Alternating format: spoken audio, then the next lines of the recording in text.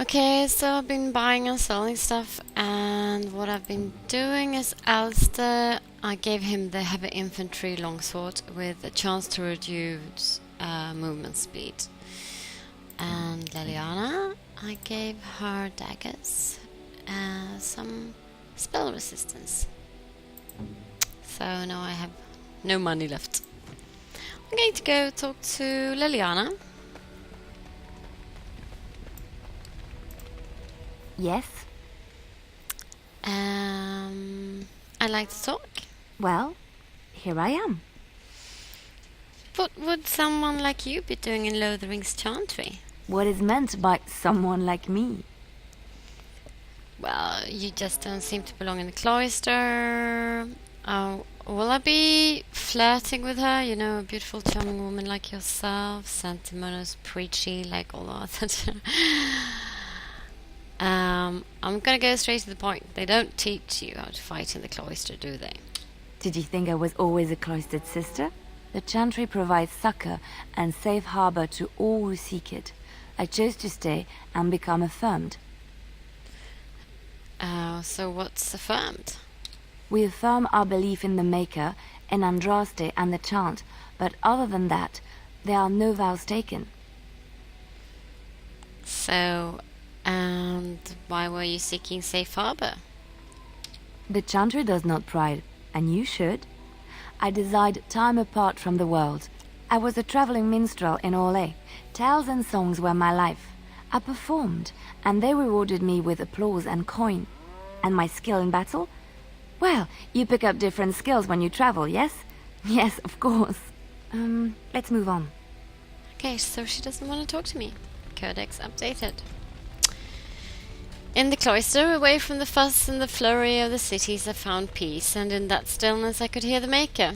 A lay sister of the chantry who can beat the stuffing out of the trained mercenaries would be notable enough, but one who also claims to have been sent to fight the Darkspawn by the Maker himself is unusual to say the least.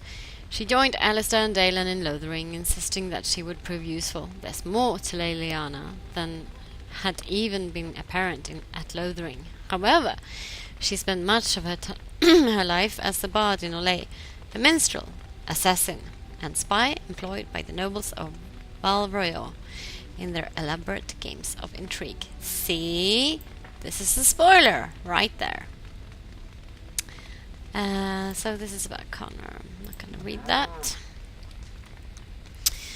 I'm going to give her something.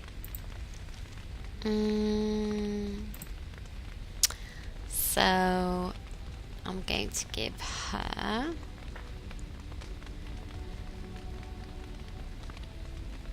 Andraste's Grace. No?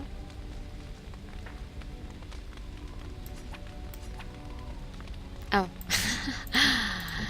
Here we go. Here we go. Flowers? For me? They smell lovely, and there's something so familiar about them. These were my mother's flowers. She would sprinkle the dry petals amongst her clothes. Oh, they smell just like her. Thank you so much. Okay. See, once you talk to them, they'll mention things like this, and you should actually wait to give their special gifts until later, but I'm just going to do this now because she's a pretty woman. Now I'm a man and I gave her flowers. Right, so 34. So we can talk to her again. Something I can help with? I'd like to talk to you about Yes? something. What's on your mind? So, am I going to confront her? I am, because we just talked about this. So I'm going to confront her. Where did you hear this? Well, I read it in a history book. And did you not think that this could be historical fact and no longer true? Not all minstrels are spies. Most are just singers and storytellers. But some of them are what we call bards. And what's the difference? Many use the two words minstrel and bard interchangeably, but to do so in Orlais would cause misunderstanding. Bards are minstrels and more. Spies, as you say. Some say there is a bard order, but I don't think this is true. Many bards work alone or in small groups, doing the bidding of a patron who pays for their services. If there is an organization behind it all, no one knows who they are. Oh, so... what sort of patron? Nobles, mostly. In Orlais, there is much rivalry amongst the highborn. They fight over land, influence, and the favor of the empress. But they cannot do this openly because it is impolite, and in public, they wear smiling faces and pretend to be civil. In secret, they plot and scheme to destroy each other. It is a game completely meaningless to anyone but its players. Okay. So... I'm going to confront it. I knew it. You're not just some innocent sister. I have revealed too much, it seems. But it doesn't matter what I used to be. It is the past. Well... But why were you living cloistered, sister, in rural Ferelden? I found myself in Ferelden and sheltered from bad weather in the Chantry. And when the storm passed, I just did not want to leave. I like to say the Maker brought me here. Okay. So there we are then. Going to quick save. We'll go and talk to Sten. Yes.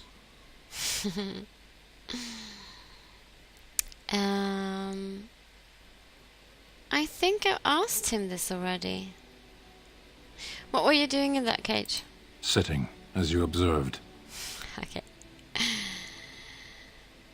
Very funny. Thank you.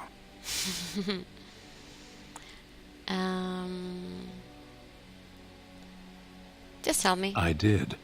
Parshera. Was there anything else? Yeah, I wanted to discuss something you mentioned. Speak, then. Ah, that's not Then I enough. suggest we move on. Oh, shut up. I have a question. I am hardly surprised. Oh, I talk too much, I know. Why did you come to Ferelden? To answer a question. What was the answer? Were you not at Ostagar when the army was overwhelmed? That is your answer. Why would you, the Qunari, care about the Blight? Why do you? It could destroy the world. Do you think the Qunari live on some other world, then? Oh, very clever. You don't have to report back, then? Yes. So, what are you still doing here, then? I cannot go home. Why not? It doesn't matter now.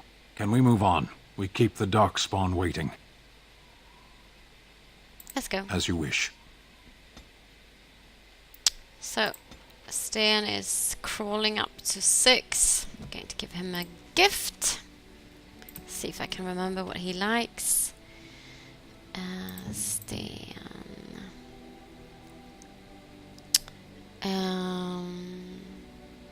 Give him ale. Unexpected. Thank you. You're welcome. You can have more. Unexpected. Thank you. I'll give you lambone. You have my thanks. You're welcome. Ooh, should I give you the steel braces? Just to get you up over 20.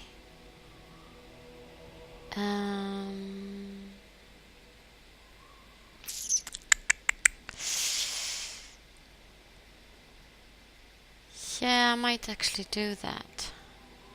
I'm gonna save the wine for Wynn. We're going to meet her soon, so you can have these. You have my thanks. You're welcome. So now you're over 20. Good. And so let's save.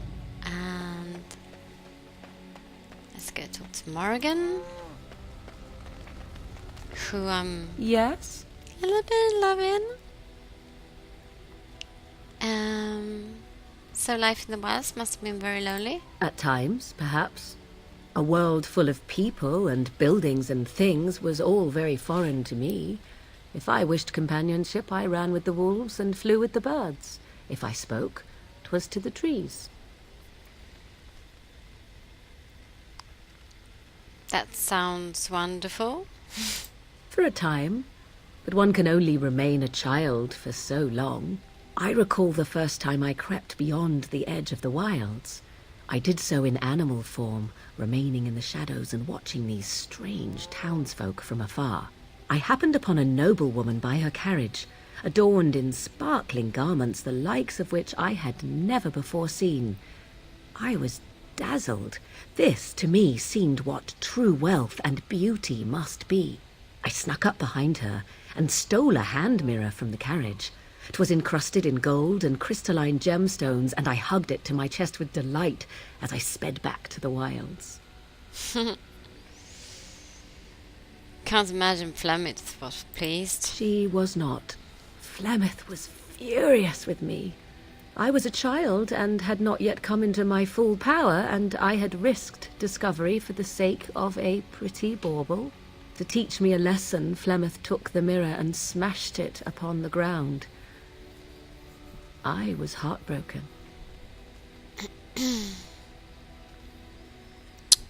But you were just a child. And a foolish one. Flemeth was right to break me of my fascination. Beauty and love are fleeting and have no meaning. Survival has meaning. Power has meaning. Without those lessons, I would not be here today, as difficult as they might have been. Okay, so she's telling me about power. Oh, she fascinates Dalen. I'm not going to feel sorry for her.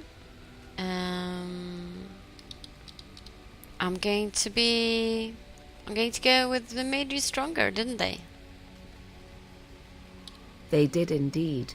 To return to your original question, perhaps my time in the wilds was indeed lonely, but such was how it had to be. I find myself at times wondering what might have become of the girl with the beautiful golden mirror, but such fantasies have no place amidst reality.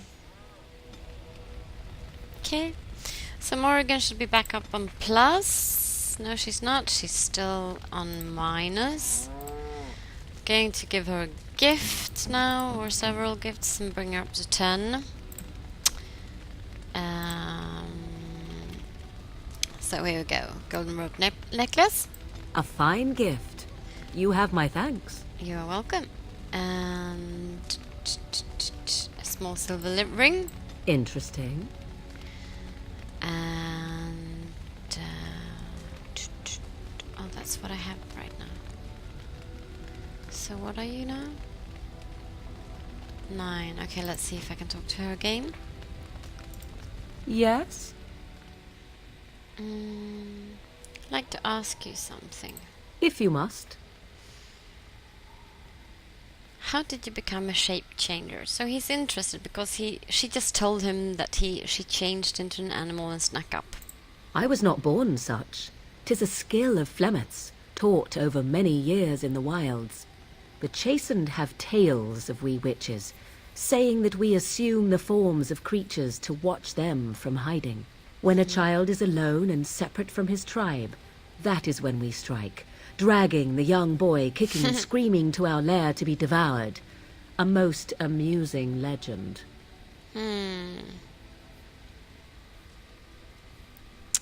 But it's just a legend, right? So I assume. My mother has walked the wilds far longer than I. Who am I to suggest what things she has done and not done in her past? Why do you ask? Is there something specific you wish to know?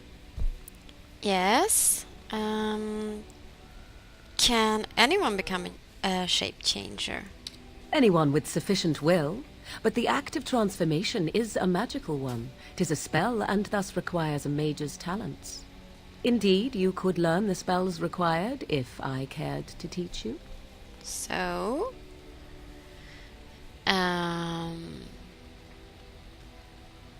can you change into other human forms as well? The form of an animal is different from my own. One may study the creature, learn to move as it does, think as it does.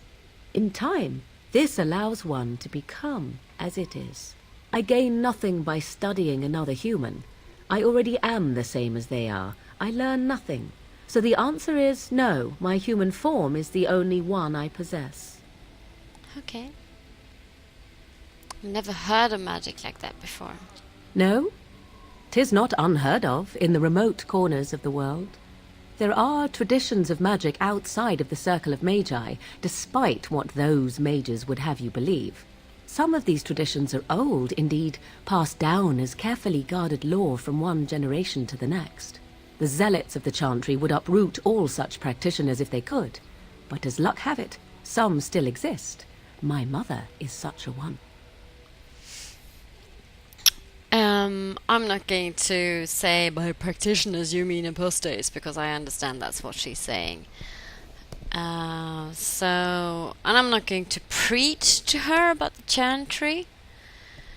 I'm fascinated, so I'm going to say that's good. Such traditions needs to be preserved. I'm shocked that you think so, being a mage of the circle as you were. But perhaps you felt a little like a caged bird as well, caught within that dark tower. I did. Yes. No, not really. Maybe a little. I thought so. Do you spend a lot of time as an animal? There were nights when the wilds called to me, 'tis true. You look upon the world around you and you think you know it well. I have smelled it as a wolf, listened as a cat, prowled shadows that you never dreamed existed. But my life is as a human. I am under no illusions to the contrary. And what do other animals think of you when you're changed?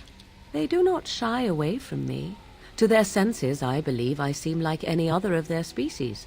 As to what they think, I truly cannot say. Just as I am still human, no matter my form, they are still animals. Thus they cannot speak, even were I to ask. That's all. Indeed. Have you an opinion on my abilities, then? Am I an unnatural abomination to be put to the torch? No way.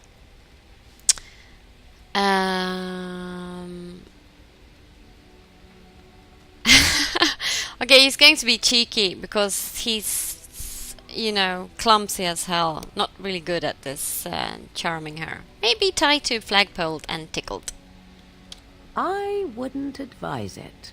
But enough of such talk. Let us proceed, lest the dust gather on us. Okay. So, things are moving along pretty slowly with Morrigan, so I'm going to do another talk to her. Yes? I'd like to ask you something. If you must. Can you teach others? Possibly, if I had the desire to. I do not. All right.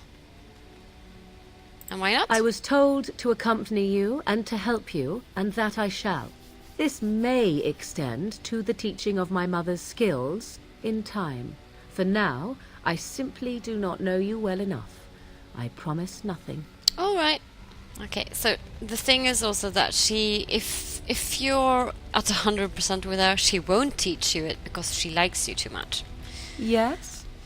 If you must. What was here? Hunted, chantry, possessed, mage. Yeah, okay, so I'm going to ask her this because of Connor. 'Tis the child abomination you speak of from the haunted castle?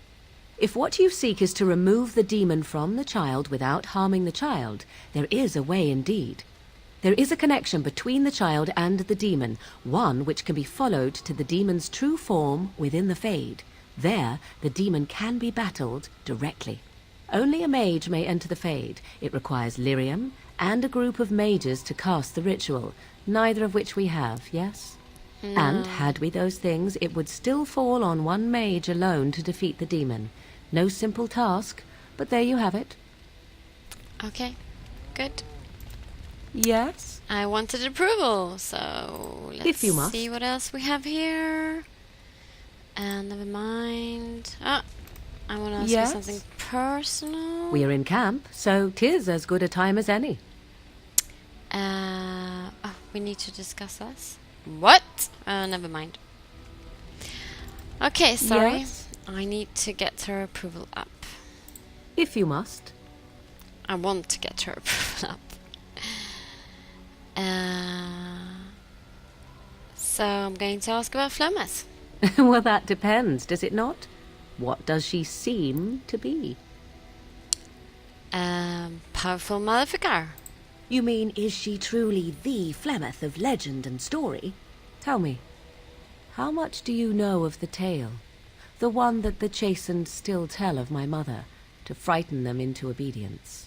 Yeah, I've heard little of it, actually. You know, because they told him when we met Flemeth for the first time. No doubt such a tale has mutated much over time and telling.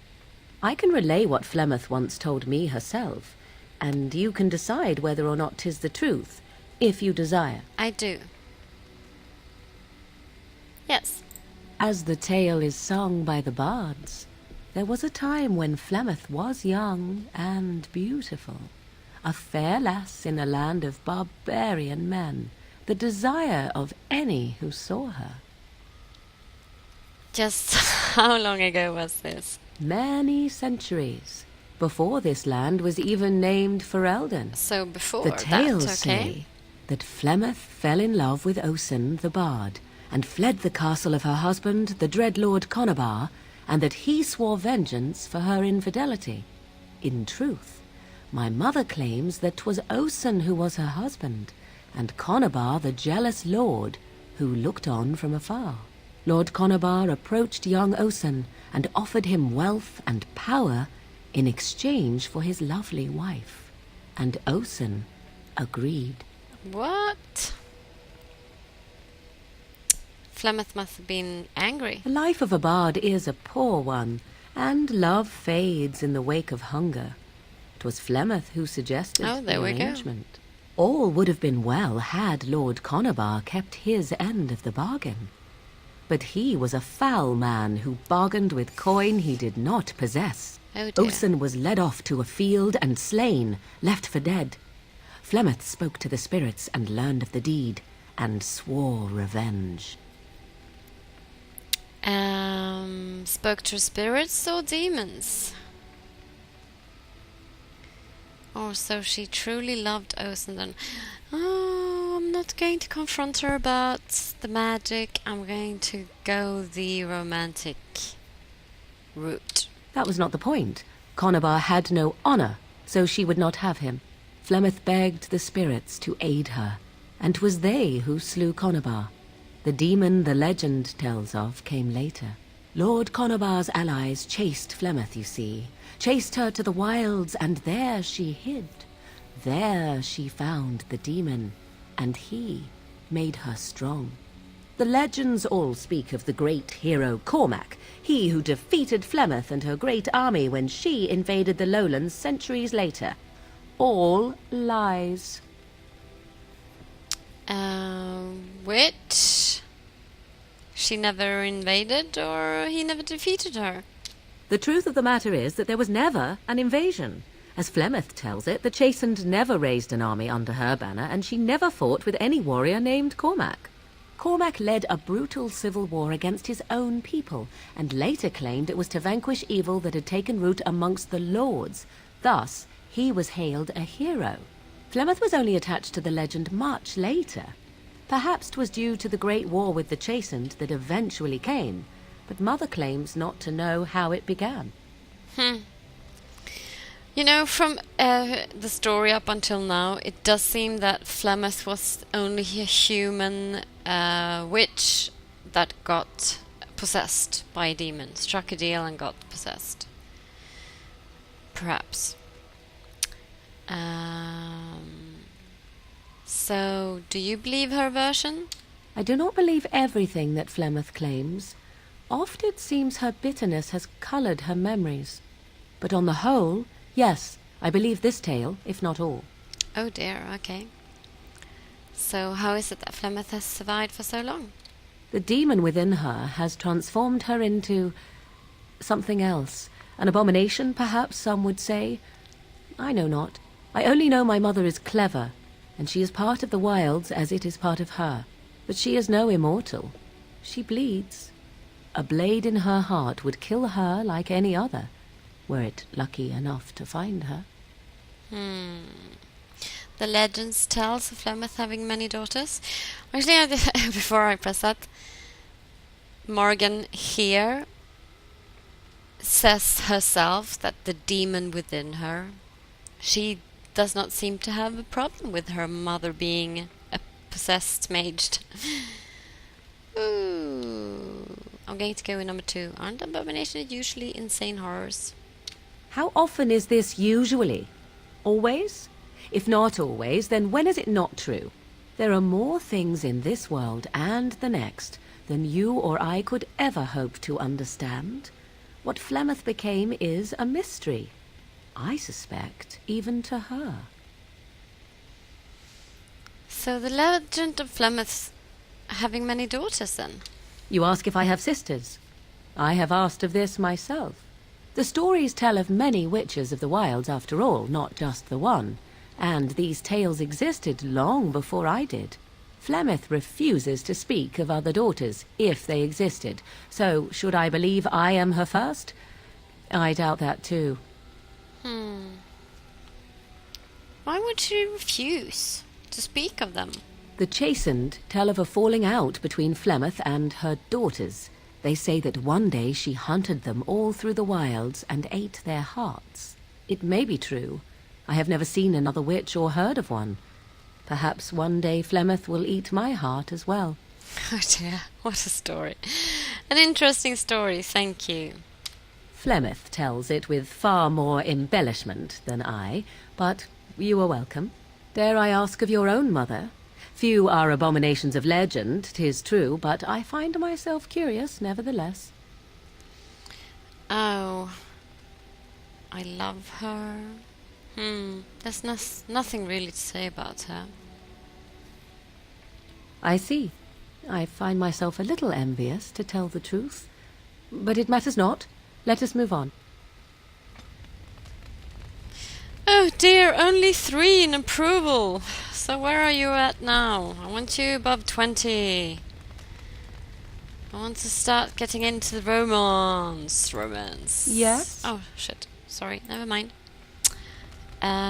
Quick save. Do I have any gifts to give you? Dirty pair of pantaloons. Can't remember these at all. I wonder if they might be... if she might go minus. Interesting. I'll give her... Oh no, this is for Win. And this is for Alistair. And this is for... Oh, I can give this to Sten. You have my thanks. And I'll give this to Alistair. He's 28. I could get used to this, you know. Yeah. Oh. 38. Okay. I should just not give him any more now. Leliana, where are you at? You are at 36. Okay, I think I need to... Oh no, I just realized. I was supposed to give Alistair his mother's amulet. So I'm gonna do that now.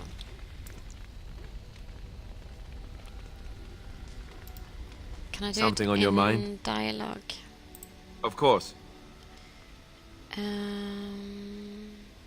No, I can't do that. Okay, let's give this to him.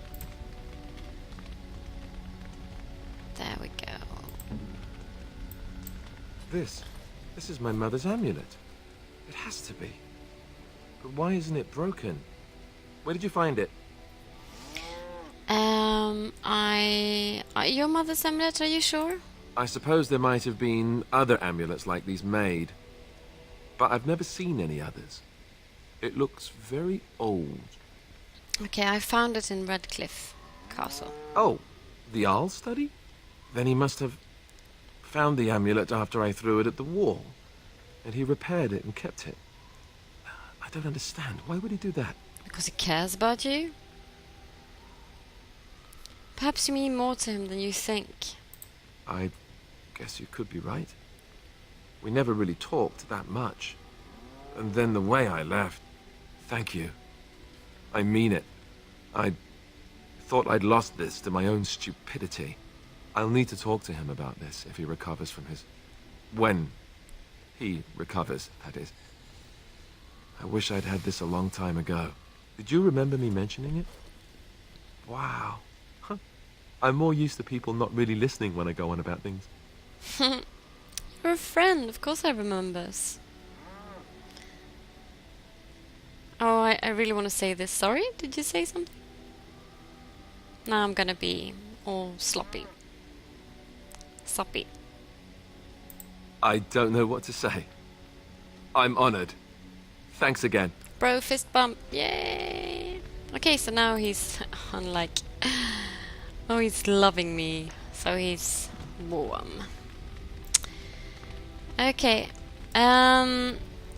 So by this time, I guess it's time for me to speak for the first time to Levi Dryden.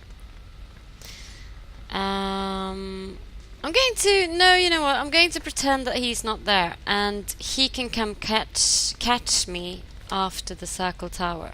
That's when I'll pretend that he caught up to us. So we're done for today. So thank you so much for watching. And if you have any questions or if you liked something, please comment. Bye bye.